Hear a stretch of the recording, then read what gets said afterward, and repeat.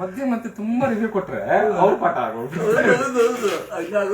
ಮಾತರ್ಮೇ ಮಾತರಿಶ್ವನ್ನ ಪಿತರತುಲ ಗುರು ಭ್ರಾತರಿಷ್ಟಾಪ್ತ ಬಂಧೋ ಸ್ವಾಮಿನ್ ಸರ್ವಾಂತರಾತ್ಮನ್ನ ಜರ ಜರಯಿತರ್ಜನ್ಮ ಮೃತ್ಯಾಮಯಾನಾಂ ಗೋವಿಂದೇ ದೇಹಿ ಭಕ್ತಿಂ ಭವತಿ ಚ ಭಗವನ್ನೂರ್ಜಿತಾಂ ನಿರ್ನಿಮಿತ್ತಾಂ ನಿರ್ವ್ಯಾಜಾಂ ನಿಶ್ಚಲಾಂ ಸದ್ಗುಣಗಣ ಬೃಹತೀಂ ಶಾಶ್ವತೀಂ ಆಶುದೇವ ನಾರಾಯಣಂ ನಮಸ್ಕೃತ್ಯ ನರಂ ಚೈವ ನರೋತ್ತಮಂ ದೇವೀಂ ಸರಸ್ವತೀಂ ವ್ಯಾಸಂ ತಥೋ ಜಯಮುದೀರಯೇ ವಿಜಾನತಾಂ ಅವಿತ್ತಸ್ಯ ಮಧ್ವಸ್ಯ ಜಗತಿ ಗುರೋಃ ಪೂರ್ವಾಚಾರ್ಯ ಮಹಿಷ್ಠಾನಾಂ ಇಯಂ ಪ್ರಣತಿ ಮಾಲಿಕಾ.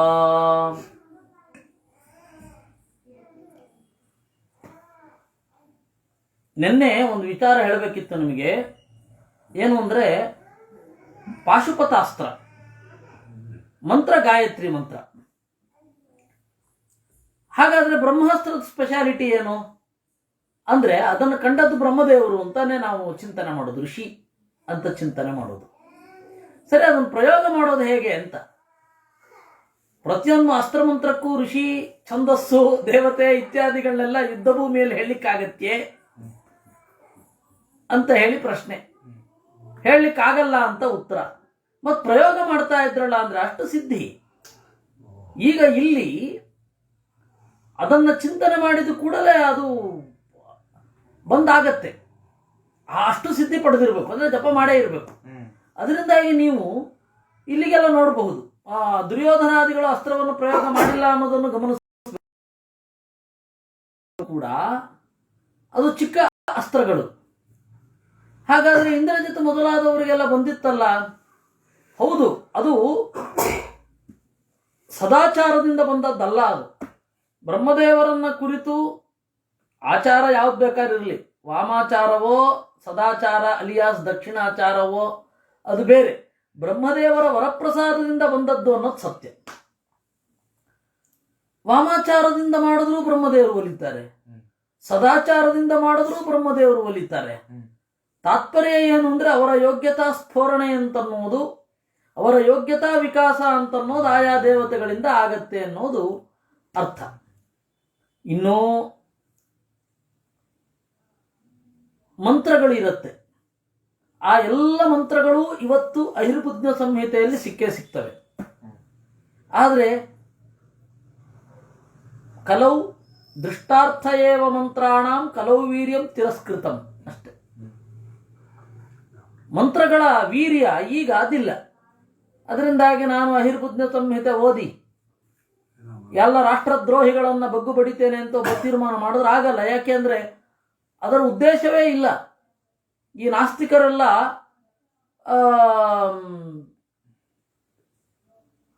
ಹೇಳೋದುಂಟು, ನಿಮಗೆ ಶಕ್ತಿ ಇದ್ರೆ ಅಲ್ಲ, ಅದನ್ನು ಅಟೆಂಡ್ ಯಾರು ಮಾಡೋದೇ ಇಲ್ಲ, ಆ ಪ್ರಶ್ನೆಗೆ ಉತ್ತರವನ್ನೇ ಯಾರು ಅಟೆಂಡ್ ಮಾಡಲ್ಲ, ಅವ್ರಿಗೆ ಗೊತ್ತೂ ಇಲ್ಲ. ನಿಮಗೆ ಶಕ್ತಿ ಇದ್ರೆ ಯಾವುದೋ ಒಬ್ಬ ದೇಶದ್ರೋಹಿಯನ್ನ ಇಲ್ಲಿಂದಲೇ ಮಾಟ ಮದ್ದು ಮಾಡಿಸಿ ನೋಡುವ, ಅಲ್ಲಿ ಆಗತ್ತಾ? ವಸ್ತುತಃ ಮಾಟ ಮದ್ದಿಗೂ ದೇಶದ್ರೋಹಗಳ ಕೊಲೆಗೂ ಸಂಬಂಧವೇ ಇಲ್ಲ. ಮಾಟ ಮದ್ದಿಗೂ ದೇವರಿಗೂ ಸಂಬಂಧ ಇಲ್ಲ. ಅದೆಲ್ಲ ಕ್ಷುಲ್ಲಕವಾದ ಪ್ರಯೋಜನಗಳಷ್ಟೇ ಇರೋದು. ಅದರಿಂದಾಗಿ ತಂತ್ರಶಾಸ್ತ್ರದಲ್ಲಿ ಏನ್ ಹೇಳಿದ್ದಾರೆ ಅಂದ್ರೆ, ಮೀಮಾಂಸಕರು ಕೂಡ ಏನ್ ಹೇಳ್ತಾರೆ ಅಂದ್ರೆ, ಮೀಮಾಂಸಕರು ಮಂತ್ರಕ್ಕೆ ಮಾವಿನಕಾಯಿ ಉದುರೋದಿಲ್ಲ ಅಂತಾನೆ ಹೇಳೋದು. ತಂತ್ರಸಾರ ಸಂಗ್ರಹದಲ್ಲಿ ವಿಶೇಷವಾಗಿ ಮಧ್ವಾಚಾರ್ಯರು ಅವರೊಂದು ಮಾತು ಹೇಳ್ತಾರೆ. ಏನಂತ? ಶರಾನ್ ಜಯಾಯ ಜುಹುಯಾತ್ ಅಭಿಮಂತ್ರ ಪ್ರಯೋಜಯೇತ್ ಅಂತ. ಶರಾನ್ ಅಂತಂದ್ರೆ ಒಂದು ಜಾತಿಯ ತೃಣ ವಿಶೇಷ, ದರ್ಭ ಜಾತಿ. ಆ ದರ್ಭೆಯನ್ನ ಹೋಮಿಸಬೇಕು, ಅಭಿಮಂತ್ರಣ ಮಾಡಿ ಬಾಣಗಳನ್ನು ಪ್ರಯೋಗ ಮಾಡಬೇಕು ಅಂತ. ಹಾಗಾದ್ರೆ ಏನು ಪ್ರಯೋಜನ ಮಂತ್ರದ್ದು ಅಂದ್ರೆ ನಿರ್ವಿಘ್ನ ಪರಿಹಾರ. ಇದು ನಿರ್ವಿಘ್ನವಾಗಿ ಆಗಿಕೊಡುತ್ತೆ. ವಿಘ್ನ ಪರಿಹಾರ ಅಷ್ಟೇ ಆ ಮಂತ್ರಕ್ಕೆ ಪ್ರಯೋಜನ, ವಿಘ್ನ ಉಂಟಾಗಲ್ಲ. ಹೀಗಾಗಿ ಮಂತ್ರಗಳ ಕಾಲ ಮತ್ತೆ ಆ ಕಾಲಕ್ರಮದಲ್ಲಿ ಈ ಮಂತ್ರಗಳು ಫಲಿಸಬೇಕು ಅಂತ ಅನ್ನೋದು ಆಚಾರ್ಯರು ಅದನ್ನೆಲ್ಲವನ್ನು ನೋಟ್ ಮಾಡಿದ್ದಾರೆ ತಂತ್ರಸಾರದಲ್ಲಿ. ದೃಷ್ಟಾರ್ಥೇ ಏವ ಮಂತ್ರಾಣ, ಮಂತ್ರಗಳ ವೀರ್ಯ ತಿರಸ್ಕೃತವಾಗಿದೆ. ಎಲ್ಲಿ? ನಿಮಗೆ ಪ್ರಾಪಂಚಿಕ ವ್ಯವಹಾರದಲ್ಲಿ ಕೆಲವು ಮಂತ್ರಗಳ ವೀರ್ಯ ತಿರಸ್ಕೃತವಾಗಿದೆ, ಕೆಲವು ಮಂತ್ರಗಳು ಜಾಗೃತವಾಗಿವೆ. ಅದನ್ನು ಇಲ್ಲಿ ತಗೊಳ್ತೇನೆ ಹೇಳಿ. ತತ್ರಾಪ್ಯುದ್ದೀಪ್ತ ವೀರ್ಯಾಹಿ ಮಂತ್ರಾಪಿ ಅತ್ರ ಪ್ರಕೀರ್ತಿತಾಹ ಅಂತ ಆಚಾರ್ಯರು ಹೇಳುತ್ತಾರೆ. ಹೀಗಾಗಿ ನಾನು ಗಾಯತ್ರಿ ಮಂತ್ರವನ್ನ ಚೆನ್ನಾಗಿ ಜಪ ಮಾಡಿ 24 ಕೋಟಿ ಜಪ ಮಾಡಿ ಬ್ರಹ್ಮಾಸ್ತ್ರವನ್ನು ಸಿದ್ಧೆ ಮಾಡ್ಕೊಂಡ್ಬಿಡ್ತೇನೆ ಅಂತಂದ್ರೆ ಆಗಲ್ಲ. ಬ್ರಹ್ಮ ಗಾಯತ್ರಿಯೇ ಪಾಶುಪತಾಸ್ತ್ರಕ್ಕೂ ಇರೋದು. ಹಾಗಾದ್ರೆ ಅದಕ್ಕೆ ಹೆಸರು ಯಾಕೆ ಬಂತು ಅಂತ ಹೇಳಿದ್ರೆ ಪಶುಪತಿ ದೃಷ್ಟ ಆದ್ದರಿಂದ. ಇಷ್ಟೇ ಈ ತರಹದ್ದೆಲ್ಲ ಇದೆ. ಅದನ್ನು ನೆನ್ನೆ ನಿರೂಪಣೆ ಮಾಡಬೇಕಿತ್ತು, ಮರೆತು ಹೋಯಿತು. ಈ ಅಹಿರ್ಬುದ್ಧ ಸಂಹಿತೆಯಲ್ಲಿ ಪ್ರತಿಯೊಂದು ದೇವತೆಗಳ ಮಂತ್ರಗಳನ್ನು ಹೇಳಿ ಅಸ್ತ್ರಗಳ ಲಿಸ್ಟನ್ನು ಕೊಟ್ಟಿದ್ದಾರೆ. ಅದು ನಮಗೆ ತಿಳ್ಕೊಳ್ಳಿಕ್ಕೆ ಅಷ್ಟೇ ವಿನಃ ಅದನ್ನ ಇವತ್ತು ನಾವು ಏನು ಮಾಡ್ಲಿಕ್ಕೆ ಬರೋಲ್ಲ, ಪ್ರಯೋಜನ ಇಲ್ಲ. ನಿಮಗೆ ಶಾರ್ಂಗಧರ ಪದ್ಧತಿಯಲ್ಲಿ ಎಷ್ಟೋ ಮಂತ್ರಗಳಿದೆ. ಇದನ್ನ ಮಾಡಿದ್ರೆ ಇದಾಗತ್ತೆ, ಇದನ್ನ ಮಾಡಿದ್ರೆ ಅದಾಗತ್ತೆ ಅಂತ. ಅದು ಪ್ರಯೋಜನಕ್ಕೆ ಬರೋಲ್ಲ. ಶಿವತತ್ವ ರತ್ನಾಕರ ಅಂತ ಹೇಳಿ ಒಂದು ವಿಶ್ವಕೋಶ, ಎನ್ಸೈಕ್ಲೋಪಿಡಿಯಾ, ಪ್ರಾಚೀನ ಭಾರತದ ಎನ್ಸೈಕ್ಲೋಪಿಡಿಯಾ, ಮಾನಸೋಲ್ಲಾಸ ಮತ್ತೆ ಶಿವತತ್ವ ರತ್ನಾಕರ ಎರಡೂ ಕೂಡ ಕರ್ನಾಟಕದಿಂದ ಬಂದದ್ದು. ಆ ಶಿವತತ್ವ ರತ್ನಾಕರ ಮತ್ತೆ ಮಾನಸೋಲ್ಲಾಸದಲ್ಲಿ ಎಲ್ಲಿಯ ತನಕ ಮಂತ್ರಗಳನ್ನು ಹೇಳಿದ್ದಾರೆ ಅಂದ್ರೆ, ಒಂದು ಭಾಗದಲ್ಲಿ ಕೆಲವೊಂದು ಕಡೆ ಗೋಲಕ್ಷಣ ಉದ್ಯಾನದಲ್ಲಿ ಆಟ ಆಡ್ತಾ ಇರ್ತೀರ. ಮಳೆ ಬಂದ್ರೆ ರೈನ್ ಗೋ ಅವೇ ಅಂತ ಹೇಳಿ, ಮಳೆ ಬಂದ್ರೆ ರೈನ್ ಗೋ ಅವೇ ಅಂದ್ರೆ ಏನು ಹೋಗಲ್ಲ. ನಾವು ಆಟ ಆಡಬೇಕು. ಉದ್ಯಾನದ ಸುತ್ತಲೂ ಉದ್ಯಾನಕ್ಕೆ ಮಳೆ ಬರಬಾರ್ದು, ಬೇರೆ ಕಡೆ ಮಳೆ ಬರಲಿ, ಅಡ್ಡಿ ಇಲ್ಲ. ಅವಾಗ ಏನು ಮಂತ್ರ ಜಪ ಮಾಡಬೇಕು ಅಂತ ಉಂಟು. ಆ ತರಹ ನಾವು ಕನಸಿನಲ್ಲಿಯೂ ಊಹಿಸಿಕೊಳ್ಳಲಾರದ ಅನೇಕ ಘಟನೆಗಳ ಸಿದ್ಧಿಗಾಗಿ ಈ ಜಪ ಮಾಡಬೇಕು ಅಂತ ಉಂಟು. ಆದರೆ ತಂತ್ರಶಾಸ್ತ್ರದ ಆಳವಾಗಿ ಹೋಗಿ ನೋಡಿದ್ರೆ ಅದನ್ನ ಮಾಡಿ ಯಾವ ಪ್ರಯೋಜನವೂ ಇಲ್ಲ. ಅದು ಸಿದ್ಧಿಯನ್ನ ಕೊಡೋಲ್ಲ. ಮತ್ತೆ ಭಕ್ತರಾದವರು ಆ ತರಹ ಮುಂದುವರಿಯೋದೂ ಇಲ್ಲ. ಅವರು ಪ್ರಕೃತಿ ಅಂತಂದ್ರೆ ದೇವರ ಭಾಷೆ.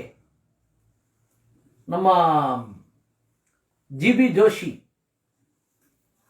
ಜಡಭರತ ಜೋಶಿ ಅವರು ಒಂದು ಪುಸ್ತಕದಲ್ಲಿ ಹೇಳ್ತಾರೆ, ಮಿಂಚನ್ನು ನೋಡ್ತಾ ಇದ್ದೆ, ಇಂದ್ರ ಹಾಕಿದ ಸಹಿಯೇ ಆಗಿತ್ತು ಅಂತ. ಅಂದ್ರೆ ಅದೊಂದು ಭಾಷೆ, ಅದು ದೇವರ ಮಾತು. ಮಳೆ, ಗುಡುಗು, ಮಿಂಚು, ಸಿಡಿಲು ಅವೆಲ್ಲ ದೇವರ ಭಾಷೆ, ದೇವರ ಅಭಿಪ್ರಾಯ. ಅದು ತೀರ ಚಳಿ, ತೀರ ಬಿಸಿಲು ಇವೆಲ್ಲ ದೇವರ ಅಭಿಪ್ರಾಯ. ಅದನ್ನ ಬೈಬಾರದು, ಅದು ಒಂದು ವ್ರತ ಅಂತ ಹೇಳ್ತಾರೆ. ಹೀಗಾಗಿ ಒಬ್ಬ ಜ್ಞಾನಿಯಾದವನು ಅದನ್ನು ಮೀರಿ ನಾನು ಇರಬೇಕು ಅಂತ ಹೇಳಿ ಏನು ಹೋಗೋಲ್ಲ. ಯಾಕೆಂದ್ರೆ ರಾವಣನೇ ಹಾಗೆ ಹೋಗಿದ್ದವನು. ಅವನು ಹೋಗ್ತಾ ಇದ್ದಾಗ ನಿಧಾನಕ್ಕೆ ಹರಿತಾ ಇತ್ತಂತೆ ನದಿಗಳೆಲ್ಲ ಅವನ ಮೇಲಿನ ಭಯದಿಂದ.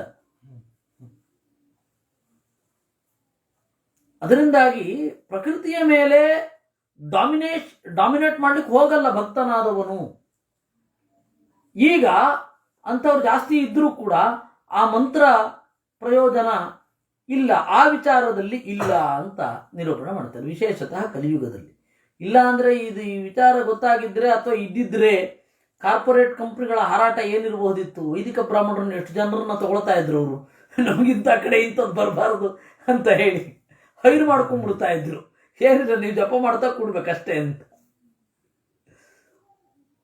ಅದರಿಂದಾಗಿ ಇವತ್ತಿನ ಮಂತ್ರಗಳು ಏನಿದೆ, ಮಹಾಭಾರತದಲ್ಲಿ ಹೇಳಿದ ಮಂತ್ರಗಳು ಇತ್ಯಾದಿಗಳು ಹೆಚ್ಚು ಫಲಗಳನ್ನ ಕೊಡೋಲ್ಲ. ಅಂದ್ರೆ ನಾವು ಬೇರೆ ಕಡೆ ನೋಡಿದ್ರು ಕೂಡ ಅದು ಹೇಳಲಿಲ್ಲ. ಯಾಕೆಂದ್ರೆ ಈ ಕಾಲಕ್ಕೆ ಬೇಕು ಆಗಿಲ್ಲ ಅಂತ ಅದನ್ನ ಹೇಳಲಿಲ್ಲ. ಮತ್ತೆ ಬ್ರಹ್ಮಾಸ್ತ್ರ ಅಂದ್ರೆ ಅದು ಕೂಡ ಗಾಯತ್ರಿ ಮಂತ್ರದ ಅರ್ಥವೇ ಹೌದು. ಅದು ಬ್ರಹ್ಮದೇವರು ಕಂಡ ಮಂತ್ರ ಅಂತ ಅಷ್ಟೇ ಅರ್ಥ. ಹಾಗಾದ್ರೆ ನಾರಾಯಣಾಸ್ತ್ರ ಅಂದ್ರೆ ಅದು ನಾರಾಯಣ ದೇವತಾಕವಾದ, ನಾರಾಯಣ ಋಷಿಕವಾದ, ಅಂದ್ರೆ ನಾರಾಯಣನೇ ಅಂತರ್ಯಾಮಿ, ನಾರಾಯಣನೇ ಋಷಿ ಅಂತಹ ಮಂತ್ರ. ಈ ತರಹ ತಂತ್ರದಲ್ಲಿ ಏನು ಆಳಕ್ಕೆ ಇಳಿದರೆ ಮಂತ್ರಗಳಿದೆ ಅದನ್ನು ನಾವು ಆಚಾರ್ಯರ ಗ್ರಂಥಗಳಲ್ಲಿ ಸ್ಪರ್ಶ ಮಾಡಬಹುದು. ಯಾಕೆ ಇದು, ಯಾಕೆ ಈ ಶಕ್ತಿ ಆಗ್ತಾ ಇಲ್ಲ, ಯಾಕೆ ಈ ಕಾಲಕ್ಕೆ ಈ ಶಕ್ತಿ ಯಾಕೆ ಮುಗೀತು, ಯಾರ ಶಕ್ತಿ ಎಲ್ಲಿ ಅಭಿವ್ಯಕ್ತ ಆಗತ್ತೆ, ಎಲ್ಲ ಸೂಕ್ಷ್ಮಗಳನ್ನು ಆಚಾರ್ಯರು ಹೇಳಿದ್ದಾರೆ. ಇಲ್ಲಿಯ ತನಕ ನಾವು 155ನೇ ಶ್ಲೋಕವನ್ನು ನೋಡಿದ್ವಿ. ಅದರಲ್ಲಿ ಹೀಗಿತ್ತು, ಉರ್ವಶಿಯ ಶಾಪವನ್ನ ಇಂದ್ರ ವರವಾಗಿ ಬದಲಾಯಿಸಿದ. ಇಷ್ಟನ್ನು ನಾವು ನೋಡಿದ್ವಿ. ತಥೋ ವಸತ್ ಪಾಂಡವೇಯ ಗಾಂಧರ್ವಂ ವೇದಮಭ್ಯಸನ್ ಗಂಧರ್ವಾ ಚಿತ್ರಸೇನಾತ್ತು ತಥಾಸ್ತ್ರಾಣಿ ಸುರೇಶ್ವರಾತ್. ಆಮೇಲೆ ಅರ್ಜುನ ಸ್ವರ್ಗದಲ್ಲಿ ಗಾಂಧರ್ವಂ ವೇದಂ ಅಭ್ಯಸನ್, ಚಿತ್ರಸೇನ ಅನ್ನುವ ಗಂಧರ್ವನಿಂದ ಸಂಗೀತವನ್ನ ಕಲಿತ. ಗಾಂಧರ್ವ ವೇದ ಅಂದ್ರೆ ನಾಟ್ಯ ಸಂಗೀತ ಎಲ್ಲವೂ ಕೂಡ ಗಾಂಧರ್ವ ಅಂತಾನೆ. ಭರತನ ನಾಟ್ಯಶಾಸ್ತ್ರದಲ್ಲಿ ಈ ಸೂತ್ರಗಳನ್ನ ನಾನು ದೇವತೆಗಳಿಂದ ಪಡೆದೆ ಅಂತಾನೆ ಅವನು ಹೇಳೋದು. ಭರತನ ನಾಟ್ಯಶಾಸ್ತ್ರ ವಿಸ್ತಾರವಾಗಿ ಇದೆ. ಎಷ್ಟು ವಿಸ್ತಾರ ಅಂದ್ರೆ ಅಷ್ಟು ವಿಸ್ತಾರ. ಅದು ದಿಗ್ಭ್ರಾಂತಿ ಆಗತ್ತೆ. ಸುಮಾರು ಅಧ್ಯಾಯಗಳಿದೆ. ಎಂತಹ ವಿಚಾರಗಳಿದೆ ಅದು. ಸಂಗೀತ, ರೂಪಕ, ರೂಪಕದ 10 ಪ್ರಭೇದಗಳು. ನಾಟಕದ ರೂಪಕ ಅನ್ನೋದು ನಾಟಕ ಅನ್ನೋದಕ್ಕೆ ಪರ್ಯಾಯ ಪದ. ಆ ರೂಪಕಗಳಲ್ಲಿ ಒಂದು ನಾಟಕ. ನಾಟಕ ಇವತ್ತು ಸರ್ವಗ್ರಾಹಿ ಪದ ಅಂತ ನಾವು ಅನ್ಕೊಂಡಿರೋದು. ವಸ್ತುತಃ ನಾಟಕ ಸಬ್ಸೆಟ್ ಆಫ್ ರೂಪಕ. ವೀಥಿ, ಈಹಾಮೃಗ, ಡಿಮ, ಸಮವಕಾರ, 10 ವಿಧಗಳಿದೆ. ಅದನ್ನ ಬೇರೆ ಬೇರೆಯವರೆಲ್ಲ ಯಾವ ರೀತಿ ವಿಸ್ತಾರ ಮಾಡ್ಕೊಂಡಿದ್ದಾರೆ ಅಂದ್ರೆ ಗಾಬರಿ ಆಗುತ್ತೆ.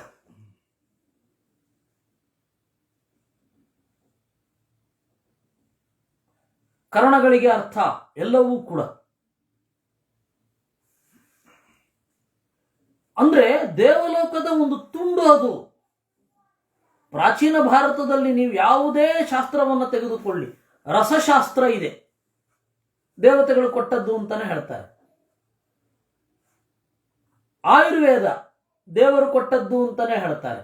ನಾಟ್ಯಶಾಸ್ತ್ರ ದೇವರು ಕೊಟ್ಟದ್ದು ಅಂತಾನೆ ಹೇಳ್ತಾರೆ. ಯಂತ್ರ ಸರ್ವಸ್ವ ಅಂತ ಹೇಳಿ ಒಂದು ಗ್ರಂಥ ಉಂಟು. ವಿಮಾನಶಾಸ್ತ್ರ ಉಂಟು. ಅದು ಪ್ರಾಯೋಗಿಕವಾ ಅಲ್ವಾ, ದಟ್ ಇಸ್ ಡಿಫ್ರೆಂಟ್. ಆದರೆ ಅದೆಲ್ಲವನ್ನೂ ಕೂಡ ದೇವರು ಕೊಟ್ಟದ್ದು ಅಂತಾನೆ ಹೇಳ್ತಾರೆ. ನಮ್ಮಲ್ಲಿ ಹಾಗೆ ಕೆಲವೊಂದು ಕಡೆ ಅಂತೂ ಅದು ವಿರುದ್ಧ. ಸಂಗೀತ ನಮ್ಮ ಶಾಸ್ತ್ರಕ್ಕೆ ವಿರುದ್ಧ ಅಂತಾರೆ. ಅಬ್ರಾಹ್ಮಿಕ್ ರಿಲಿಜನ್ ಅಲ್ಲಿ ಒಬ್ರು, ಮರುಭೂಮಿಯಲ್ಲಿ ಏನ್ ಬೆಳೆಯುತ್ತೆ ಬಿಡ್ರಿ. ಇನ್ನು ಕೆಲವರೆಲ್ಲ ಅದಕ್ಕೆ ವಿರುದ್ಧವಾಗಿ ಬೇರೆ ಶಾಸ್ತ್ರಗಳನ್ನು ಆವಿಷ್ಕರಿಸುವಾಗ ನಮ್ಮ ಶಾಸ್ತ್ರಕ್ಕೆ ವಿರುದ್ಧ ಆಯಿತು ಅಂತ ಹೇಳಿ ಜೀವಂತ ಸುಟ್ಟು ಬಿಟ್ಟವರಿದ್ದಾರೆ. ಮೊದಲ ಮಹಿಳಾ ಮ್ಯಾಥಮೆಟಿಷಿಯನ್ ಅನ್ನ ಕ್ರಿಶ್ಚಿಯನ್ರು ಜೀವಂತ ಸುಟ್ಟು ಬಿಟ್ಟಿದ್ದಾರೆ. ನೀವು ಗೂಗಲ್ ಅಲ್ಲಿ ನೋಡಿ. ನಮ್ಮ ಗುರುಗಳ ಕಾಲಕ್ಕೆ ಕಷ್ಟ ಇತ್ತು, ಈ ತರದ್ದೆಲ್ಲ ಹೇಳಿಕ್ ಆಗ್ತಾ ಇರಲಿಲ್ಲ. ಹೇಳಿದ್ರು ಕೂಡ ಏನ್ ಪ್ರೂಫ್ ಅಂತ ಕೇಳೋರು. ನೀವೇ ಗೂಗಲ್ ಮಾಡಿ ನೋಡಿ. ಇಷ್ಟು ಈ ತರಹದ ಭೀಕರವಾದ ಪರಿಸ್ಥಿತಿಗಳನ್ನು ನಾವಿವತ್ತು ದಾಟಿ ಇವತ್ತು ಬಂದಿದ್ದೇವೆ. ಇವತ್ತು ಅಲ್ಲಿಂದ ಪಡೆದವು. ಮೊನ್ನೆ ತನಕ ಮುಂದುವರಿದ ದೇಶಗಳ ಸ್ತ್ರೀಯರಿಗೆ ಲೈಸೆನ್ಸ್ ಕೊಡ್ತಾ ಇರಲಿಲ್ಲ, ಆಮೇಲೆ ವೋಟಿಂಗ್ ರೈಟ್ಸ್ ಇರಲಿಲ್ಲ. ಇದೆಲ್ಲ ಇರುವಂಥದ್ದು. ಇದೆಲ್ಲ ಬಿಟ್ಟು ಇಲ್ಲಿ ಸುಮ್ಮನೆ ಯಾವುದಕ್ಕೋ ಸನಾತನ ಧರ್ಮದ ತಪ್ಪು ಕಲ್ಪನೆಗಳನ್ನು ಇಟ್ಟುಕೊಂಡು ಮಾತಾಡ್ತಾ ಇದ್ದಾರೆ. ಧರ್ಮದ ಬಗೆಗಿನ ತಪ್ಪು ಕಲ್ಪನೆ ಇಟ್ಟು ಅಟ್ಯಾಕ್ ಮಾಡ್ತಾ ಇದ್ದಾರೆ. ಇರಲಿ, ಯಾಕೆ ಹೇಳಿದ್ದು ನಾನು ಅಂತಂದ್ರೆ, ಅರ್ಜುನ 5 ವರ್ಷಗಳ ಕಾಲ ಗಾಂಧರ್ವ ವೇದವನ್ನ ಅಭ್ಯಾಸ ಮಾಡಿದ್ದಾನೆ. ಯಾವಾಗ? ಅವನ 57ನೇ ವಯಸ್ಸಿನಿಂದ ಅವನ 62ನೇ ವಯಸ್ಸಿನವರೆಗೆ. ಯಾವ ವಯಸ್ಸಿನಲ್ಲಿ ನಾವು ಸಾಕು ನಾಟ್ಯ ಕಲೆ ಅದರಿಂದ ನಿವೃತ್ತರಾಗ್ತೇವೋ ಅದರಲ್ಲಿ ಅವನು ಪ್ರವೃತ್ತನಾಗಿದ್ದ ಅನ್ನೋದು ವಿಶೇಷ. ಹೀಗೆ 5 ವರ್ಷಗಳ ಕಾಲ ಅರ್ಜುನ ಸ್ವರ್ಗದಲ್ಲಿ ಕಳೆದ. ಏನಾಗಿ? ವಿದ್ಯಾರ್ಥಿಯಾಗಿ.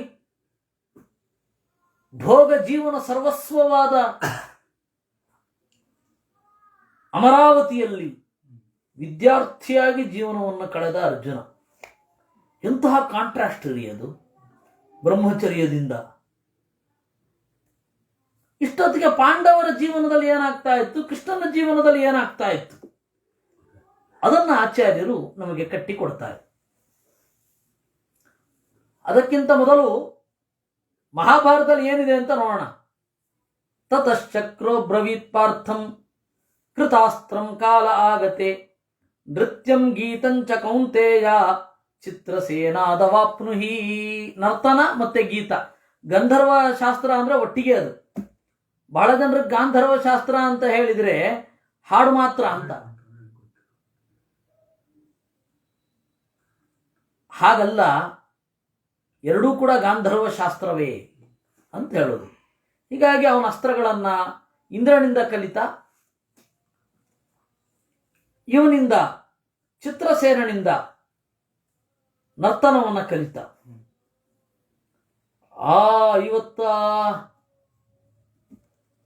57ನೇ ವಯಸ್ಸಿನಿಂದ ಅವನು ಕುಣಿಲಿಕ್ಕೆ ಪ್ರಾಕ್ಟೀಸ್ ಮಾಡ್ಬೇಕ್ರಿ,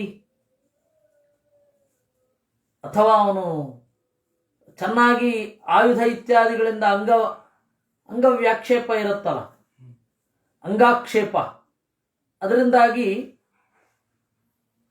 ಅದು ನಡೀತು. ನಮ್ಮ ದಿಲೀಪ್ ರತ್ನಾಕರ್ ಅವರ ಪ್ರಶ್ನೆ, ಇಲ್ಲೇ 5 ವರ್ಷ ಅಂದ್ರೆ ಭೂಲೋಕದ 5 ವರ್ಷ ಅಂತಾನೆ ಅಲ್ವಾ ಅಂತ. ಖಂಡಿತ ಖಂಡಿತ ಖಂಡಿತ. ಅವರಿಗೆ 5 ದಿವಸ ಇದ್ದೋದ ಅಂತ ಅನ್ನಿಸ್ತಾ ಏನೋ. ಆದ್ರೆ ಇಲ್ಲಿ ಇವನು ಮಾನುಷ ಲೋಕದ ಮೂಲಕವೇ ಹೋಗಿದ್ದ, ದೇಹ ಮಾನುಷ. ಅದರಿಂದಾಗಿ ಅವರ 5 ಇವಾಗ ದೇಹ ಇಲ್ಲಿಯೇ ಖಂಡಾಂತರಗಳಿಗೆ ಬಂದಾಗ ಏನಂತಾರೆ, ಅದನ್ನ ಜಟ್ಲಾಗ್ ಅಂತಾರೆ. ಅಲ್ಲಿ ಇನ್ನೇನಾಗಿತ್ತೋ ದೇವರಿಗೆ ಗೊತ್ತು. ಆ ವಿಚಿತ್ರವಾದ, ಅದರಿಂದಾಗಿ ಅವನು ಬಹಳ ಎದ್ದೇ ಇರಬೇಕು. ಅವನು ಗುಡಾಕೇಶ ಅನ್ನೋದಕ್ಕೆ ಅದು ಒಂದು ಇರಬಹುದು. ಸ್ವರ್ಗಲೋಕದಲ್ಲಿಯೂ ಕೂಡ ಜಟ್ಲಾಗಿಲ್ಲದೆ ನಿದ್ರೆಯನ್ನ ಗೆದ್ದವನು ಅನ್ನೋ ಅರ್ಥದಲ್ಲಿಯೂ ಗುಡಾಕೇಶ ಅಂತ ಬಂದಿರಬಹುದೋ ಏನೋ. ಬಹಳ ವಿಚಿತ್ರವಾದ ಪರಿಸ್ಥಿತಿ. ಸ್ವರ್ಗಲೋಕ, ನಮ್ಮ ಕಾಲಮಾನ ಅಲ್ಲಿಲ್ಲ, ಮಾನುಷ ಕಾಲಮಾನ ಇದೆ. ಅಂದ್ರೆ ಅವರ 5 ದಿನದಲ್ಲಿ ಇಲ್ಲಿ 5 ವರ್ಷಗಳಲ್ಲಿ ಏನು ಪರಿಣಾಮ ಆಗಬೇಕೋ ಆ ಎಲ್ಲ ಪರಿಣಾಮಗಳು ಅಲ್ಲಿ ಆಗಿರ್ಲೇಬೇಕು, ಇಲ್ಲಾಂದ್ರೆ ಸಾಧ್ಯ ಇಲ್ಲ. ಬಹಳ ವಿಚಿತ್ರ. ಅದಕ್ಕೆ ವೇದವ್ಯಾಸರ ಕಥೆ ಹೇಳೋ ಕ್ರಮ ನೋಡಿ.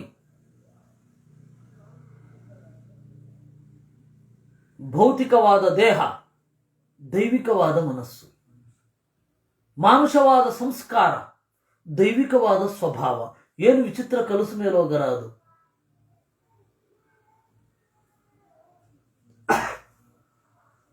ಈ ಸಂದರ್ಭದಲ್ಲಿ ಅಲ್ಲೇನಾಗ್ತಾ ಇತ್ತು, ಎಲ್ಲಿ ಉಳಿದ ಪಾಂಡವರ ಜೀವನದಲ್ಲಿ ಏನಾಗ್ತಾ ಇತ್ತು, ಕೃಷ್ಣನ ಜೀವನದಲ್ಲಿ ಏನಾಗ್ತಾ ಇತ್ತು,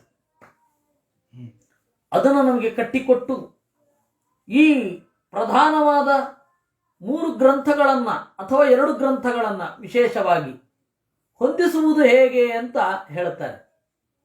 ಏನದು?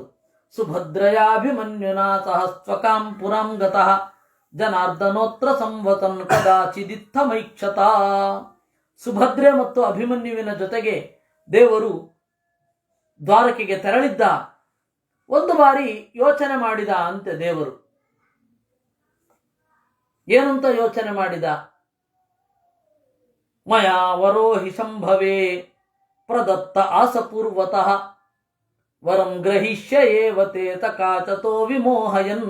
ಅದೇ ನಾನು ಹೇಳಿದ್ನಲ್ಲ, ಪ್ರಜ್ಞಾಪ್ರವಾಹ ತಂತ್ರವನ್ನು ಮಧ್ವಾಚಾರ್ಯರು ಬಹಳ ಬಹಳ ಯೂಸ್ ಮಾಡಿದ್ದಾರೆ. ಪ್ರಜ್ಞಾಪ್ರವಾಹ ತಂತ್ರ ವಸ್ತುತಃ ಭಾರತೀಯ ಕಾವ್ಯಗಳಲ್ಲಿಯೂ ಇದೆ. ಆದರೆ ಅದು ವೆಸ್ಟರ್ನ್ಸ್ಗೆ ಏನು ಅಂದರೆ, ಎಮಿಲೆ ಬ್ರಾಂಟಿ ಅಂತನ್ನುವ ಹುಡುಗಿಯೇ ಆ ಪ್ರಜ್ಞಾಪ್ರವಾಹ ತಂತ್ರವನ್ನು ಮೊದಲು ಜಗತ್ತಿಗೆ ಕೊಟ್ಟಿದ್ದು ಕಥನ ತಂತ್ರವಾಗಿ ಅಂತ ಎಲ್ಲರದ್ದು. ಆದರೆ ಆಚಾರ್ಯರು ಕೊಟ್ಟುಬಿಟ್ಟಿದ್ದಾರೆ, ಅದನ್ನು ಯಾವತ್ತೋ ಕೊಟ್ಬಿಟ್ಟಿದ್ದಾರೆ. ಅವಳು ಮೊನ್ನೆ ಬಂದವಳು 915ರಲ್ಲೋ ಇದ್ದವಳು ಅವಳು, ನನ್ನ ನೆನಪಿನ ಪ್ರಕಾರ ಹಾಗೆ. ಆದರೆ ಆಚಾರ್ಯರು ಯಾವಾಗ ಕೊಟ್ಟಿದ್ದದನ್ನು? ಅದರಿಂದಾಗಿ ಹೊಸದೇನಲ್ಲ. ಮಯಾವರೋಹಿ ಶಂಭವೇ, ದೇವರು ಯೋಚನೆ ಮಾಡಿ, ಪ್ರಜ್ಞಾಪ್ರವಾಹ ತಂತ್ರದಲ್ಲಿ ಈ ಕಥೆಯನ್ನು ಆಚಾರ್ಯರು ಹೇಳ್ತಾ ಇದ್ದಾರೆ. ಸರಿ, ದೇವರು ಯೋಚನೆ ಮಾಡಿದನಂತೆ, ಮಯಾವರೋಹಿ ಶಂಭವೇ ಪ್ರದತ್ತ ಆಸಪೂರ್ವತಃ. ಇದನ್ನೆಲ್ಲ ಯಾಕೆ ಹೇಳ್ತಾನೆ ಇವನು ಅಂತ ನಿಮಗೆ ಅನ್ನಿಸ್ಬಹುದು. ಇದೆಲ್ಲ ಯಾಕೆ ಬೇಕು? ಅವಳು ಯಾರೋ ಪ್ರಜ್ಞಾಪ್ರವಾಹ ತಂತ್ರದ ಬಗ್ಗೆ ಮಾತನಾಡಿದ್ದು, ಆಚಾರ್ಯರು ಅದಕ್ಕಿಂತ ಮೊದಲು ಹೇಳಿದ್ದು ಯಾಕೆ ನೋಡಿ. ಈ ತರಹದ್ದೆಲ್ಲ ಹೇಳ್ತಾ ಇದ್ರೆ ನಿಮಗೆ ಅನುವ್ಯಾಖ್ಯಾನಕ್ಕೆ ಬಂದಾಗ ಸುಲಭ ಆಗತ್ತೆ. ಅನಾದಿ ಕಾಲತೋ ವೃತ್ತಾಹ ಸಮಯ ಹಿ ಪ್ರವಾಹತಃ ಅಂತ. ಎಲ್ಲ ತರಹದ ಶಾಸ್ತ್ರಗಳು ಕೂಡ ಪ್ರವಾಹ ರೂಪವಾಗಿ ಬರ್ತಾನೆ ಇರುತ್ತೆ, ಹೋಗ್ತಾನೆ ಇರುತ್ತೆ, ಬರ್ತಾನೆ ಇರುತ್ತೆ, ಹೋಗ್ತಾ ಇರುತ್ತೆ. ಅಲ್ಲಿ ಸಮಯ ಅನ್ನೋದು ಉಪಲಕ್ಷಣ. ಎಷ್ಟು ದೊಡ್ಡ ಒಂದು ಅರ್ಥದಲ್ಲಿ ಅದು ತಿಳ್ಕೊಳ್ಳುತ್ತೆ. ಮೂಲ ಅದಿರುತ್ತೆ, ಕವರ್ ಮಾತ್ರ ಬೇರೆ ಆಗ್ತಾ ಬರ್ತಾ ಇರುತ್ತೆ. ಈ ತರಹದ ಆಚಾರ್ಯರ ಸಣ್ಣ ಸಣ್ಣ ಮಾತುಗಳು ಕೂಡ, ವೇದವ್ಯಾಸರ ಬಗೆಗಿನ ಮಾತುಗಳು ಕೂಡ ಮುಖ್ಯ ಆಗೇ ಆಗತ್ತೆ. ಯಾಕೆಂದ್ರೆ ದೇವರು ನನಗೊಂದು ಅವಕಾಶ ಕೊಟ್ಟಿದ್ದಾನೆ, ನೀನು ಓದ್ಕೊಂಡಿರಪ್ಪ ಸಾಕು ಅಂತ. ಅದರಿಂದಾಗಿ ಜಗತ್ತಿನ ಈ ತರಹದ ವಿಷಯಗಳನ್ನು ನಿಮ್ಮ ಮುಂದೆ ಇಡಲೇಬೇಕಾಗತ್ತೆ. ರಾಮಾಯಣವನ್ನೋ ಭಾರತವನ್ನೋ ಪಾರಾಯಣ ಮಾಡುವಾಗ ತಲೆಯಲ್ಲಿ ಒಂದು ದೊಡ್ಡ ಪ್ರವಾಹ ಪಾಸಾದ ಹಾಗೆ ಭಾಸ ಆಗತ್ತೆ ನನಗೆ. ಒಂದು ದೊಡ್ಡ ಪ್ರವಾಹ, ಕಾಲಪ್ರವಾಹ ಸರಿದು ಹೋದ ಹಾಗೆ, ಪಾತ್ರ ಬದಲಿಸಿದ ನದಿಯ ಹಾಗೆ ಭಾಸ ಆಗತ್ತೆ. ಕೆಲವೊಮ್ಮೆ ಅದು ತಡಿಲಿಕ್ಕಾಗಲ್ಲ. ಅದರಲ್ಲಿರುವ ಕೆಲವೊಂದು ವಿಚಾರಗಳನ್ನ ನಾನು ಹೇಳ್ತಾ ಹೋಗ್ತೇನೆ. ಅಂದ್ರೆ ಎಷ್ಟು ಅಗಾಧವಾಗಿದೆ ಅನ್ನೋದು ನಿಮ್ಮ ಗಮನಕ್ಕೆ ಬರಲಿ ಅಂತನ್ನೋ ದೃಷ್ಟಿಯಿಂದ ಹೇಳ್ತಾ ಇರೋದು. ಅಂದ್ರೆ ಎಲ್ಲಾ ಕಾಲಕ್ಕೂ ಇದು ಸಂಬದ್ಧವಾಗಿ ಇದೆ, ಹಲವಾರು ಆಯಾಮಗಳಿಂದ ನೋಡ್ಲಿಕ್ಕೆ ಬರುತ್ತೆ ಇದು ಅಂತ ಹೇಳಲಿಕ್ಕೆ. ಮಯಾವರೋಹಿ ಶಂಭವೇ ಪ್ರದತ್ತ ಆಸಪೂರ್ವತಃ. ಶಂಭವೇ, ನಾನು ಈ ಹಿಂದೆ ರುದ್ರನಿಗೆ ವರವನ್ನ ಕೊಟ್ಟಿದ್ದೆ. ವರಂ ಗ್ರಹಿಷ್ಯ ಏವತೆ ಸಕಾಶತೋ ವಿಮೋಹಯನ್. ಮುಂದೆ ಅಂದ್ರೆ ಹಿಂದೆ ವರ ಕೊಟ್ಟಿದ್ದೆ, ಮುಂದೆ ನಿನ್ನಿಂದ ವರ ತಗೋತೇನೆ ಅಂತ. ಹಿಂದೆ ಕೊಟ್ಟಿದ್ದ ಆ ಮುಂದೆ ಇಂದಾಗಿದೆ ಅಂತ ಯೋಚನೆ ಮಾಡಿದ್ದಂತ. ಅಂದ್ರೆ ಕಾಲದ ಅಳತೆಯನ್ನ, ದೇವರ ಜ್ಞಾನ ಅನ್ನೋದು ಅಚ್ಯುತ, ಯಾವತ್ತೂ ಕೂಡ ಜಾರುವುದಿಲ್ಲ, ಮರವೇ ಇಲ್ಲ. ದೇವರು ಕಾಲಸ್ವರೂಪ ಅನ್ನೋದರ ಸಂಗತಿಯನ್ನು ಇಲ್ಲಿ ತೋರಿಸ್ತಾರೆ. ವರಂ ಗ್ರಹಿಷ್ಯ ಏವತೆ ಸಕಾಶತೋ ವಿಮೋಹಯನ್. ಯಾಕೆ ವರವನ್ನು ತೆಗೆದುಕೊಳ್ಳೋದು? ವಿಮೋಹಯನ್, ಜನರ ಅರಿವಿಗೆ ಅಡ್ಡ ತರಬೇಕು, ಜನರ ಅರಿವಿನ ಅಲೆಯನ್ನ ತಡೆಯಬೇಕು. ಆದ್ದರಿಂದಾಗಿ ನಾನು ನಿನ್ನಿಂದ ವರ ತೆಗೆದುಕೊಳ್ತೇನೆ. ಏನಂತ ಆ ಮಾತು?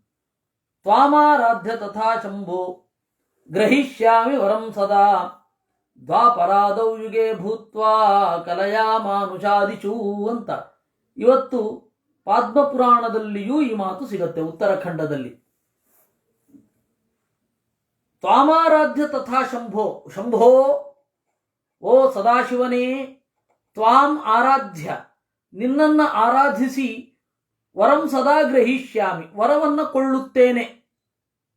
ಯಾವಾಗ ತೆಗೆದುಕೊಳ್ಳೋದು? ಅವಾಗಲೇ ನಾನು ಕಾಲವನ್ನೂ ಹೇಳಿದ್ದೆ. ದ್ವಾಪರಾದೌ ಯುಗೆ ಭೂತ್ವಾ, ದ್ವಾಪರದ ಆದಿಯಲ್ಲಿ, ದ್ವಾಪರವೇ ಆದಿಯಾಗಿರುವುದರಲ್ಲಿ, ಅಂದ್ರೆ ದ್ವಾಪರದ ಅಂತ್ಯದಲ್ಲಿ ಅಂತ ಅರ್ಥ. ಈ ಬಹುವ್ರೀಹಿ ಅಂತ ಸಂಸ್ಕೃತದಲ್ಲಿ ಒಂದು ವಿಶಿಷ್ಟವಾದ ಕಾನ್ಸೆಪ್ಟ್ ಇದೆ. ಕನ್ನಡದಲ್ಲಿ ಅಥವಾ ಹಿಂದಿಯಲ್ಲಿ ಬಹುವ್ರೀಹಿ ಬಂತು ಅಂದ್ರೆ ಅದು ಸಂಸ್ಕೃತದ ಇನ್ಫ್ಲೂಯೆನ್ಸಿನಿಂದ ಅಂತ. ಮಹಾಶಯ ಅಂದ್ರೆ, ಮಹಾ ಅಂದ್ರೆ ಹಿರಿದು, ಆಶಯ ಅಂದ್ರೆ ಮನಸ್ಸು. ಮಹಾಶಯ ಅನ್ನೋ ಶಬ್ದಕ್ಕೆ ಹಿರಿದು ಅಂತನೂ ಅಲ್ಲ, ಮನಸ್ಸು ಅಂತನೂ ಅರ್ಥ ಅಲ್ಲ. ಹಿರಿದಾದ ಮನಸ್ಸನ್ನು ಉಳ್ಳವನು ಇನ್ಯಾರೋ ಒಬ್ಬ. ಅವನು ಫೋಕಸ್ನಲ್ಲೇ ಇರೋದಿಲ್ಲ. ಮಹಾಶಯ ಅನ್ನೋ ಶಬ್ದದಲ್ಲಿ ಅವನಿರೋದೇ ಇಲ್ಲ. ಆದರೆ ಈ ಎರಡು ಶಬ್ದಗಳು ಇನ್ಯಾರೋ ಒಬ್ಬನನ್ನು ಹೇಳುತ್ತದೆ. ಇದನ್ನು ಬಹುವ್ರೀಹಿ ಅಂತ ಕರೆಯೋದು. ಇಂಗ್ಲಿಷಿನಲ್ಲಿ ಆಮೇಲೆ ಇದು ಬಂದು ಗುಡ್ ಹಾರ್ಟೆಡ್, ಆ ಎಡ್ ಪ್ರತ್ಯಯವನ್ನು ಅವರು ಹೇಳಿದ್ದು. ಎಡ್ ಪ್ರತ್ಯಯ ಅನ್ನೋದು ಬಹುವ್ರೀಹಿಗೆ ಸಮಾನ. ಆ ಪದದಲ್ಲಿ ಕಾಣಿಸಿಕೊಳ್ಳದ ಅರ್ಥವನ್ನ ಹೇಳುತ್ತೆ, ಅದು ಬಹುವ್ರೀಹಿ. ಅದರಿಂದಾಗಿ ದ್ವಾಪರಾದವು ಅಂತಂದ್ರೆ ದ್ವಾಪರವೇ ಆದಿ, ಎಲ್ಲಿಯೋ ಅಲ್ಲಿ, ಅಂದ್ರೆ ದ್ವಾಪರದ ಅಂತ್ಯದಲ್ಲಿ. ದ್ವಾಪರವೇ ಆದಿ ಆಗಿರುವ ಅದೇ ವಸ್ತು ಅಂದ್ರೆ ದ್ವಾಪರದ ಅಂತ್ಯದಲ್ಲಿ. ಇನ್ಯಾವುದೋ ಇದೆ, ದ್ವಾಪರವೇ ಆದಿಯಾಗಿರುವ ಕಾಲ ಹಾಗೆ. ಅದರಿಂದಾಗಿ ದ್ವಾಪರದ ಕೊನೆಯಲ್ಲಿ ಅಂತ. ಕಲಯ ಮಾನುಷಾದಿಷು, ನಾನು ಮನುಷ್ಯರಂತೆ ಇದ್ದು ನಿನ್ನಿಂದ ವರವನ್ನು ತೆಗೆದುಕೊಳ್ತೇನೆ ಅಂತ ನಾನಾಗ ಹೇಳಿದ್ದೆ. ಇತಿ ವಾಕ್ಯಂ ಮೃತಂ ಕರ್ತುಂ, ಈ ರೀತಿಯಾದ ಮಾತನ್ನ ಸತ್ಯವಾಗಿಸಬೇಕು, ಜನರಿಗೆ ತೋರಿಸಬೇಕು ಅಂತ ಕೃಷ್ಣ ಅಂದುಕೊಂಡಾಗ ಅಭಿಪ್ರಾಯಂ ವಿಜಗ್ನುಷಿ ಪ್ರೀತ್ಯರ್ಥಂ ವಾಸುದೇವಸ್ಯ ರುಕ್ಮಿಣಿ ವಾಕ್ಯಮಬ್ರವೀತ್. ಈ ದೇವರ ಮನದೊಳಗನ ಸಂಕಲ್ಪ ರುಕ್ಮಿಣಿಗೆ ಗೊತ್ತಾಯಿತು, ಯಾಕೆಂದ್ರೆ ಅವಳು ಸರ್ವಜ್ಞಳೆ. ಅದರಿಂದಾಗಿ ಅವಳು ದೇವರ ಮುಂದೆ ಮಾತನಾಡಿದಳಂತೆ. ಜಾತೇಪಿ ಪುತ್ರೇ ಪುತ್ರಾರ್ಥಂ ಸಾಹಿ ವೇದ ಮನೋಗತಂ. ಮಗ ಹುಟ್ಟಿದ್ರು ಮಗ ಬೇಕು ಅಂತ ಹೇಳಿದಳು. ಪುತ್ರೋ ಮೇ ಬಲವಾನ್ ದೇವ ಸ್ಯಾತ್ ಸರ್ವಾಸ್ತ್ರ ವಿದುತ್ತಮಃ. ನನಗೆ ಒಬ್ಬ ಒಳ್ಳೆ ಮಗ ಬೇಕು, ಎಲ್ಲ ಅಸ್ತ್ರಗಳನ್ನ ಅವನು ತಿಳಿದವನಿರಬೇಕು, ಆ ತರಹದ ಉತ್ಕೃಷ್ಟನಾದ ಒಬ್ಬ ಮಗ ಬೇಕು ಅಂತಂದು. ಇತ್ಯುಕ್ತೋ ಭಗವಾನ್ ದೇವ್ಯ ಸಮ್ಮೋಹಾಯ ಸುರದ್ವಿಷಾಂ ಯಯೌ ಸುಪರ್ಣಮಾರುಷ್ಯ ಸ್ವೀಯಂ ಬದರಿಕಾಶ್ರಮಂ. ಈ ರೀತಿಯಾಗಿ ಹೇಳಿದಾಗ ಎಲ್ಲ ಜನರ ಯೋಗ್ಯತೆಗೆ ತಕ್ಕ ಅರಿವನ್ನು ನೀಡುವ ಸಲುವಾಗಿ ಸುಪರ್ಣಂ ಆರುಷ್ಯ, ಗರುಡನನ್ನ ಏರಿ ಸ್ವೀಯಂ ತನ್ನದೇ ಆದ ಬದರಿಕಾಶ್ರಮಕ್ಕೆ ತೆರಳಿದ. ಯೇಷ ಮೋಹಂ ಸೃಜಾಮ್ಯಾಶು ಯೋಜನಾನ್ ಮೋಹಯಿಷ್ಯತಿ ತ್ವಂಚ ರುದ್ರ ಮಹಾಬಾಹೋ ಮೋಹಶಾಸ್ತ್ರಾಣಿ ಕಾರಯ. ಅಲ್ಲ, ಇವನು ಬದರಿಗೆ ಹೋದ್ರೆ ಸದಾಶಿವನಿಗೆ ಗೊತ್ತಿರಲ್ವೇ, ಅವನು ಯಾವ ರೀತಿ ಸ್ಪಂದನೆ ಕೊಡ್ತಾನೆ ಇದಕ್ಕೆ ಅಂದ್ರೆ ದೇವರು ಅದನ್ನು ಮೊದಲೇ ಹೇಳಿದ್ದ ಅಂತ ಹೇಳ್ತಾರೆ. ಏನಂತ? ಇವತ್ತು ವರಾಹ ಪುರಾಣದಲ್ಲಿ ಇದಿದೆ. ಏಷ ಮೋಹಂ ಸೃಜಾಮ್ಯಾಶು, ಓ ಸದಾಶಿವನೇ, ದುರ್ಜನರನ್ನ, ಬಹುಸಂಖ್ಯೆಯ ಜನರನ್ನ ಅರಿವಿನಿಂದ ತಪ್ಪಿಸುವಂತಹ ಒಂದು ಕೆಲಸವನ್ನು ನಾನು ಮಾಡ್ತೇನೆ. ತ್ವಂಚ ರುದ್ರ ಮಹಾಬಾಹೋ ಮೋಹಶಾಸ್ತ್ರಾಣಿ ಕಾರಯ. ಚಪ್ಪಾಳೆ ಅಂತನ್ನೋದು ಕೇವಲ ಒಂದು ಕಡೆಯಿಂದ ಬರಬಾರದು, ಮತ್ತೆ ಎರಡು ಕಡೆಯಿಂದ, ಎರಡು ಕೈ ಸೇರಿದ್ರೆ ಚಪ್ಪಾಳೆ ಅಲ್ವಾ. ನೀನು ಕೂಡ ಮೋಹಶಾಸ್ತ್ರಗಳನ್ನ ಮಾಡಿಸು. ಕಾರಯ ಅತಥ್ಯಾನಿ ವಿತಥ್ಯಾನಿ ದರ್ಶಯಸ್ವ ಮಹಾಭುಜ. ಅತಥ್ಯಾನಿ ವಿತಥ್ಯಾನಿ, ಇಲ್ಲದ ತಪ್ಪಾಗಿ ತೋರುವ ಘಟನೆಗಳನ್ನು ತೋರಿಸು. ಪ್ರಕಾಶಂ ಕುರು ಚಾತ್ಮಾನಂ ಅಪ್ರಕಾಶಂಚ ಮಾಂ ಕುರು. ನಿನ್ನನ್ನು ತೋರಿಸಿಕೋ, ನನ್ನನ್ನು ಮುಚ್ಚಿಬಿಡು. ಅಹಂ ತ್ವಾಂ ಪೂಜಯಿಷ್ಯಾಮಿ ಲೋಕ ಸನ್ಮೋಹನೋತ್ಸುಕ ತಮೋಸುರಾನಾನ್ಯಥಾಹಿ ಯಾಂತೀತ್ಯೇ ತನ್ಮತನ್ಮಮ. ನಾನು ನಿನ್ನನ್ನು ಪೂಜಿಸುತ್ತೇನೆ, ಜನರ ಅರಿವಿನ ದಾರಿಯನ್ನು ಬದಲಾಯಿಸಲಿಕ್ಕಾಗಿ, ತಡೆಯಲಿಕ್ಕಾಗಿ. ಇಲ್ಲ ಅಂದ್ರೆ ಅಸುರರು ಅವರ ಗತಿಯನ್ನು ಹೊಂದುವುದಾದರೂ ಹೇಗೆ? ಇತ್ಯುಕ್ತ ವಚನಂ ಪೂರ್ವಂ ಕೇಶವೇನ ಶಿವಾಯ ತತ್ ಸತ್ಯಂ ಕರ್ತುಮಾಯಾತಂ ಕೃಷ್ಣಂ ಬದರಿಕಾಶ್ರಮಂ. ಈ ರೀತಿಯಾಗಿ ಕೃಷ್ಣ ಹೇಳಿದ್ದ ಬಹಳ ಹಿಂದೆ, ಕೃಷ್ಣಾವತಾರಕ್ಕಿಂತ ಮೊದಲು. ಅದನ್ನ ಸತ್ಯ ಮಾಡಲಿಕ್ಕೆ ಕೃಷ್ಣ ಬಂದಿದ್ದಾನೆ ಅಂತ ಅವನಿಗೆ ಗೊತ್ತಾಯಿತು. ಅನೇಕ ಜನ ಮುನಿಗಳು ಕೂಡ ಈ ಲೀಲಾ ನಾಟಕವನ್ನು ನೋಡಲಿಕ್ಕೆ ಸೇರಿದರು. ಅಲ್ರಿ, ಇದನ್ನ ನೀವು ಹೇಳ್ತೀರಾ? ಮೂಲ ಗ್ರಂಥದಲ್ಲಿ ಎಲ್ಲಾದರೂ ಇದೆಯಾ ಅಂದ್ರೆ ಇದೆ. ಹರಿವಂಶದ ವಿಷ್ಣು ಪರ್ವದಲ್ಲಿ ಹೀಗಿದೆ. ಏನಂತ? ಅಹಂ ತು ಯಾಸ್ಯೆ ಕೈಲಾಸಂ ಕುತಶ್ಚಿತ್ ಕಾರಣಾನ್ ನೃಪಾಃ ಶಂಕರಂ ದ್ರಷ್ಟು ಕಾಮೋಸ್ಮಿ ಭೂತ ಭಾವನ ಭಾವನಂ ಅಂತಿದೆ. ಅಹಂತು ಯಾಸ್ಯೆ ಕೈಲಾಸಂ ಕುತಶ್ಚಿತ್ ಕಾರಣಾನ್ ನೃಪಾಃ. ಎಲೈ ದೊರೆಗಳೇ, ಯಾವುದೋ ಒಂದು ಕಾರಣಕ್ಕೆ ನಾನು ಕೈಲಾಸಕ್ಕೆ ಹೋಗ್ತೇನೆ, ಶಂಕರನನ್ನು ನೋಡಲು ಬಯಸಿದ್ದೇನೆ ಅಂತಾನೆ. ಕುತಶ್ಚಿತ್ ಕಾರಣಾತ್ ಯಾವುದು? ಇದೇ ಆಗಿರಬೇಕು, ಬೇರೆ ಅಲ್ಲ. ಮತ್ತೆ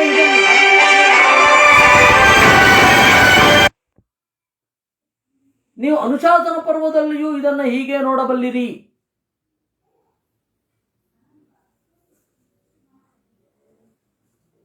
ಆದ್ದರಿಂದ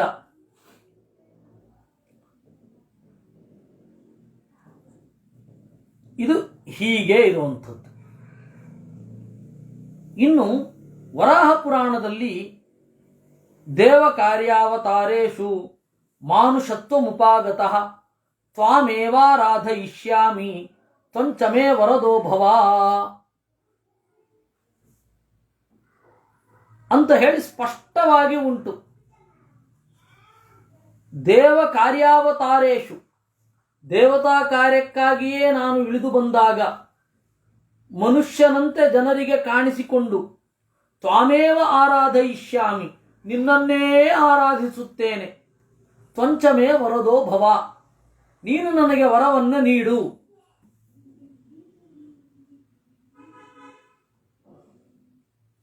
ಇದು ವರಾಹ ಪುರಾಣದಲ್ಲಿ ಇರುವಂಥದ್ದು. ಅದರಿಂದ ಪುರಾಣಗಳಲ್ಲಿಯೇ ಇದೆಲ್ಲವೂ ಇದೆ. ನಾವು ಅದನ್ನ ಮ್ಯಾಪ್ ಮಾಡಬೇಕಷ್ಟೇ. ಇಷ್ಟು ಕೇಳಿದ ಕೂಡಲೇ ಪ್ರಶ್ನೆ ಬರಬಹುದು, ಮೋಹಶಾಸ್ತ್ರಗಳು ಯಾವುದು ಅಂತ. ಎಲ್ಲ ಪಾಶುಪತ ಶಾಸ್ತ್ರ, ಅದರಲ್ಲಿ 16 ಇದೆ. ಲಕುಲೀಶ ಪಾಶುಪತ ಮತ ಅಂತ ಇದೆ. ಕಾಶ್ಮೀರ ಶೈವ ಅಂತೂ ಎಷ್ಟು ಗ್ರಂಥಗಳಿದೆ ಅಂದರೆ ಅಷ್ಟು ಗ್ರಂಥ ಇದೆ. ಸ್ವಯಂ ಅಭಿನವಗುಪ್ತ ಹಿರಿಯರಿಂದ ಬಂದದ್ದು ಅಂತ ಹೇಳಿ ತಂತ್ರಾಲೋಕವನ್ನು ಬರೆದಿದ್ದಾನೆ. ಪರಾತ್ರಿಂಶಿಕ ಅಂತ ಇದೆ, ಚರ್ಯಾಪಾದಾದಿಗಳಿದೆ, ಮೃಗೇಂದ್ರ ತಂತ್ರ ಅಂತ ಉಂಟು. ಆಮೇಲೆ ಯಾಮಲ ಡಾಮರ ತಂತ್ರಗಳಂತೂ ಸಂತೆ ಕಟ್ಟೆಗೆ ಹಾಕುವಷ್ಟು ಇವಾಗಲೇ ಉಪಲಬ್ಧಿ ಇದೆ. ಇನ್ನು ಅವಾಗ ಎಷ್ಟಿರಬೇಡ. ಉಪನಿಷತ್ ಭಾಷ್ಯದಲ್ಲಿ ಮಧ್ವಾಚಾರ್ಯರು ಪರ್ಫೆಕ್ಟ್ ಆದ ಲೆಕ್ಕ ಕೊಡ್ತಾರೆ. ಆ ಲೆಕ್ಕ ಕೊಟ್ಟಷ್ಟು ಸಿಗೋದಿಲ್ಲ. ಎರಡೂ ಶಾಸ್ತ್ರವನ್ನ, ಅಂದರೆ ವೈಷ್ಣವ ಶಾಸ್ತ್ರ, ಶೈವ ಶಾಸ್ತ್ರ, ಎರಡರ ಲೆಕ್ಕವನ್ನು ಕೊಡ್ತಾರೆ. ಅದೊಂದು ಅದ್ಭುತವಾದ ಲೆಕ್ಕ. ಹೆಚ್ಚಿನ ಜನರ ಗಮನಕ್ಕೆ ಅದು ಬಿದ್ದಿಲ್ಲ.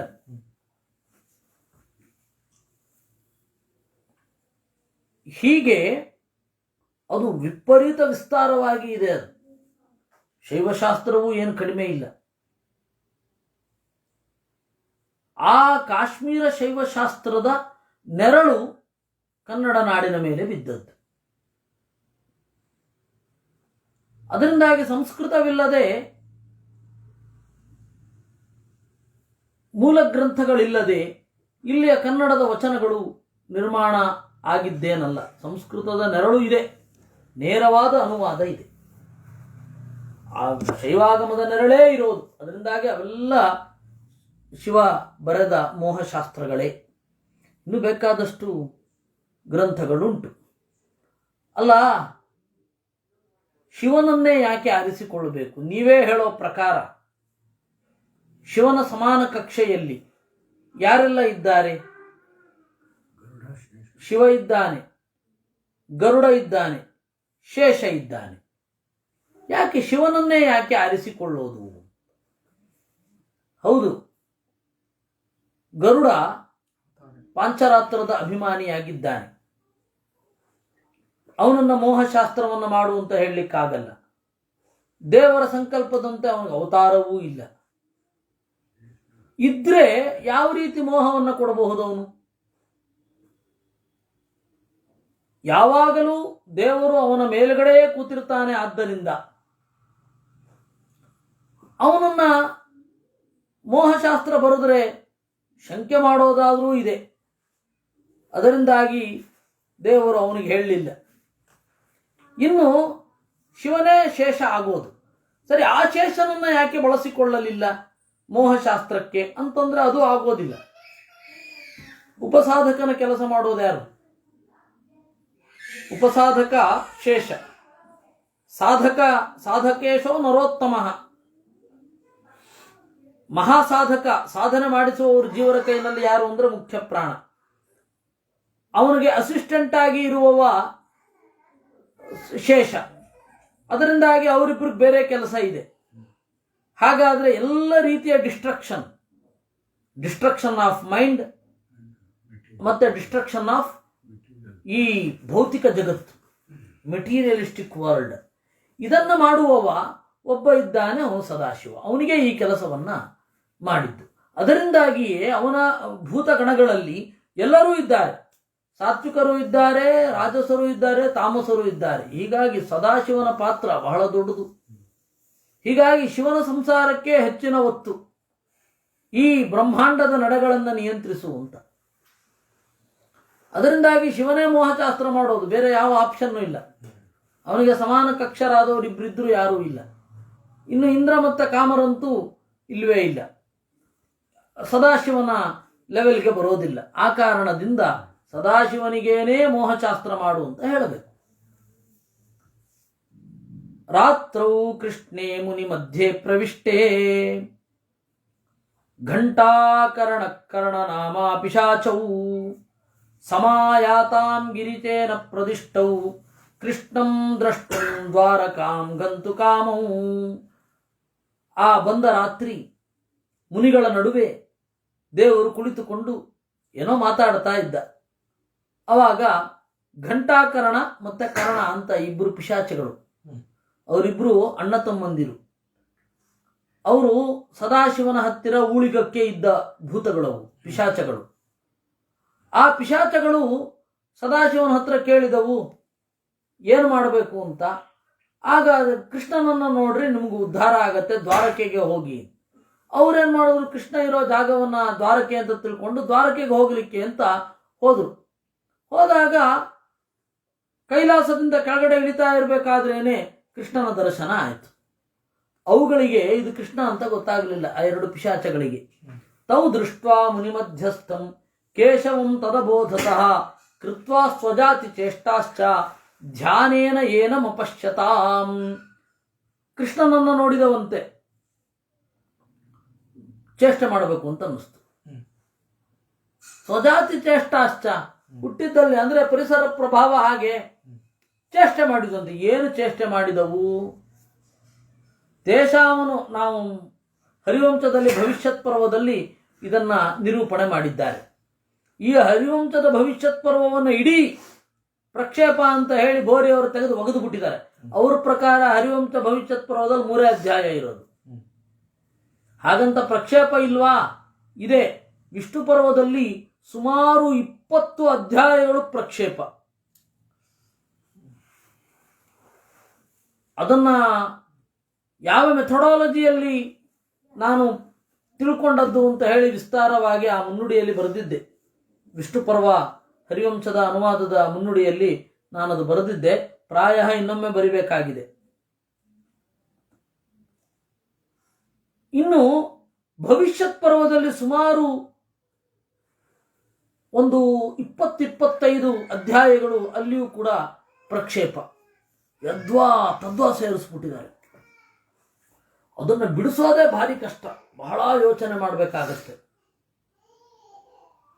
ಶಾಸ್ತ್ರದ ಸಂಧಿಗೊಂದಿಗಳಲ್ಲಿ ತಿಳುಕಾಡಿ ಇದು ಯಾವುದು, ಇದು ಶುದ್ಧವಾದದ್ದು ಅಲ್ಲವೋ ಅಂತ ಯೋಚನೆ ಮಾಡಬೇಕಾಗತ್ತೆ. ಯಾಕೆ ಹೇಳಿದ್ದು ಅಂತಂದ್ರೆ ಭವಿಷ್ಯತ್ ಪರ್ವದ ಅಷ್ಟೂ ಭಾಗವನ್ನ ಬೋರಿಯವರು ಕತ್ತರಿಸ್ಬಿಟ್ಟಿದ್ದಾರೆ.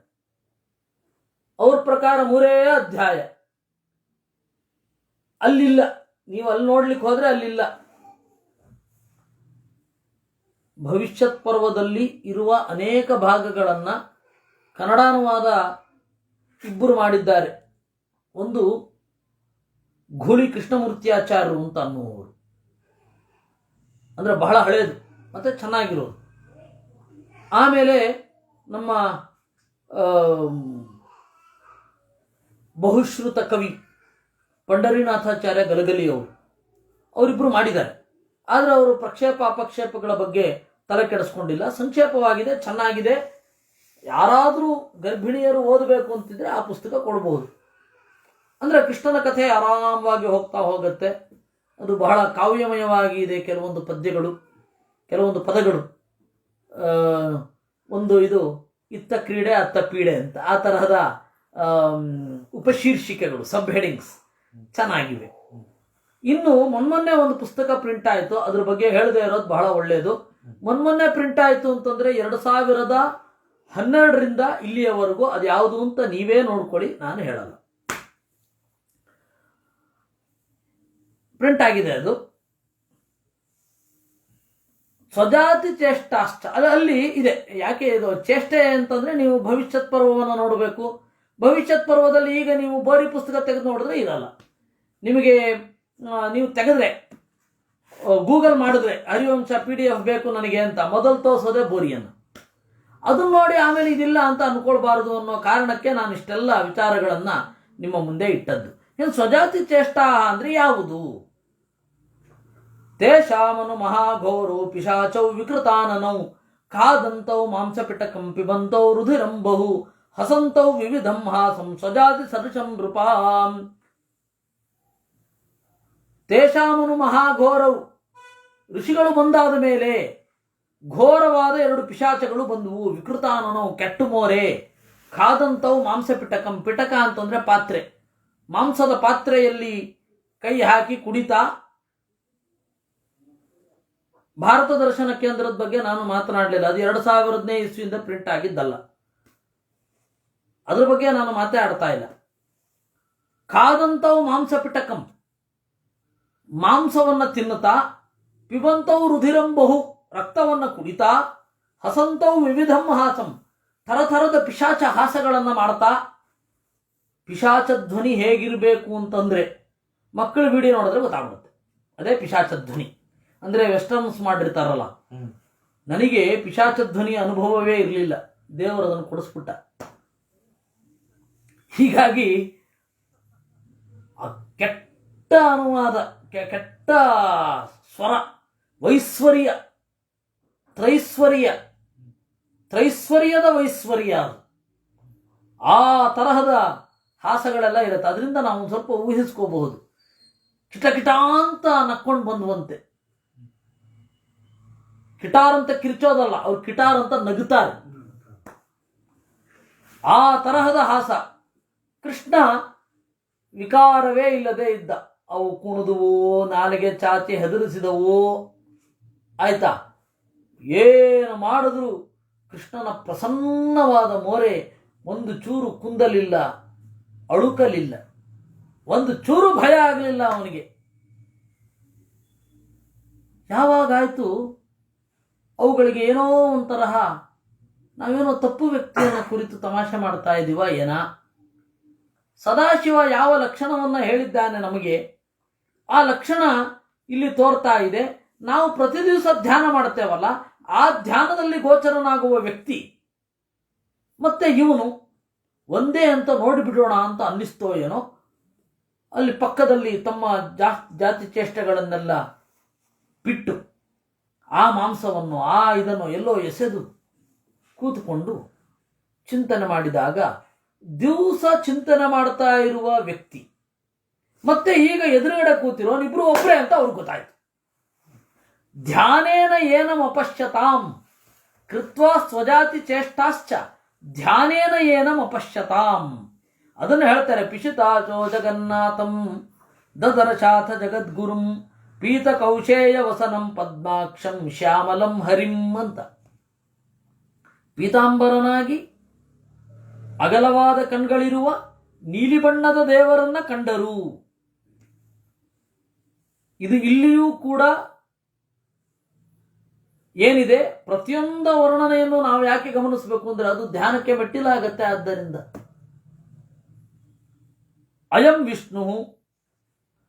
ವಿಷ್ಣು ಇತ್ಯೂಚೆ ಪಿಶಿತಾತನಃ, ಕೂಡಲೇ ಜಿಗಿದದ್ದು, ಇವನೇ ವಿಷ್ಣು, ದಿವಸ ನಾವು ಒಳಗಡೆ ಧ್ಯಾನ ಮಾಡ್ತಾ ಇದ್ದೇವೆ, ಅವನೇ ಹೊರಗಡೆ ಕೂತಿದ್ದಾನೆ ಅಂತ ತಡಿಲಾರದೆ, ಆ ಭಾವುಕತೆಯನ್ನು ತಡೆಯಲಾರದೆ ಗಟ್ಟಿಯಾಗಿ ಕಿರಿಚಿದವಂತೆ. ಸಮಾಧೌ ಚ ಯಥಾ ದೃಷ್ಟ ಸೋಯಮತ್ರಾಪಿ ದೃಶ್ಯತೆ, ನಾವು ಏನು ಸಮಾಧಿಯಲ್ಲಿ ನೋಡ್ತಾ ಇದ್ವಿ ಅವನೇ ಎದುರುಗಡೆ ಕೂತಿದ್ದಾನೆ ಅಂತ ಆ ಪಿಶಾಚಗಳಿಗೆ ಕೃಷ್ಣನ ದರ್ಶನವಾಯಿತು. ದೃಷ್ಟ್ವಾ ಹೃದಯ ಸ್ಥಿತಂ ತಂತು ಕೌತೂಹಲ ಸಮನ್ವಿತೌ ಸ್ತುತ್ವಾ ಭಕ್ತ್ಯಾ ಪ್ರಣಾಮಂಚ ಬಹುಶುಶ್ಚಕ್ರತುಶುಭೌ, ಹೃದಯದಲ್ಲಿರುವ ದೇವರೇ ಎದುರುಗಡೆ ಕುಳಿತಿದ್ದಾನೆ ಎನ್ನುವುದನ್ನು ತಿಳಿದು ಚೆನ್ನಾಗಿ ಸ್ತೋತ್ರ ಮಾಡಿ ಮತ್ತೆ ಮತ್ತೆ ನಮಸ್ಕಾರ ಮಾಡಿದವು ಅನ್ನುವಲ್ಲಿಗೆ ಇವತ್ತಿನ ಚಿಂತನೆಯನ್ನು ಮುಗಿಸೋಣ. ನಾಳೆ ಮತ್ತೆ ಮುಂದುವರಿಸೋಣ. ಕೃಷ್ಣಾರ್ಪಣಮಸ್ತು.